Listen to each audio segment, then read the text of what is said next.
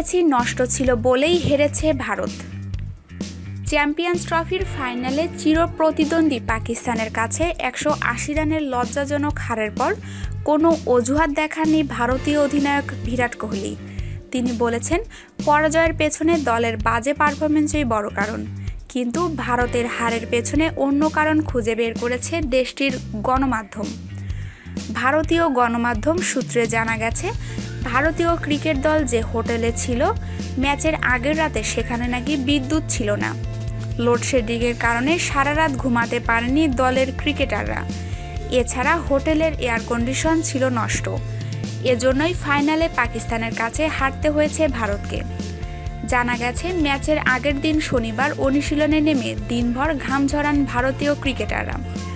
টানা দ্বিতীয়বার শিরোপা ঘরে তোলার লক্ষ্যে সামনে রেখে রুটিন অনুযায়ী কঠোর অনুশীলন করেছিলেন অনিল কুম্বলের শিষ্যরা। অনুশীলন শেষ করে তাড়াতাড়ি বিশ্রামে যাওয়ার কথা ভেবেছিলেন দলের ক্রিকেটাররা। অনুমতিও মিলে যায়, কিন্তু বিধি বাম। টিম হোটেলে ফিরে এসে যার যার রুমে চলে যান। তখনই ধরা পড়ে সমস্যা। হোটেল রুমে গিয়ে কোহলিরা দেখেন রুমের এসিগুলো বিকল হয়ে পড়েছে। ঘণ্টা খানেকের মধ্যে এসি ঠিক করে দেওয়া হলেও শুরু হয়ে যায় লোডশেডিং। সারা রাত নাকি ভারতের ক্রিকেটারদের রুমে বিদ্যুৎ ছিল না। এর ফলে রাতে ঠিকমতো ঘুমোতে পারেননি ক্রিকেটাররা।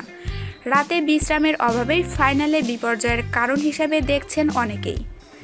চ্যাম্পিয়ন্স ট্রফির শুরু থেকে দুর্দান্ত ফর্মে ছিল ভারত।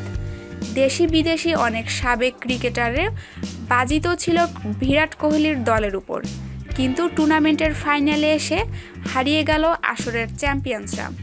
ভারতকে 180 রানে গুটিয়ে দিয়ে প্রথমবারের মতো চ্যাম্পিয়ন্স ট্রফির শিরোপা ঘরে তুলেছে চিরপ্রতিদ্বন্দ্বী পাকিস্তান।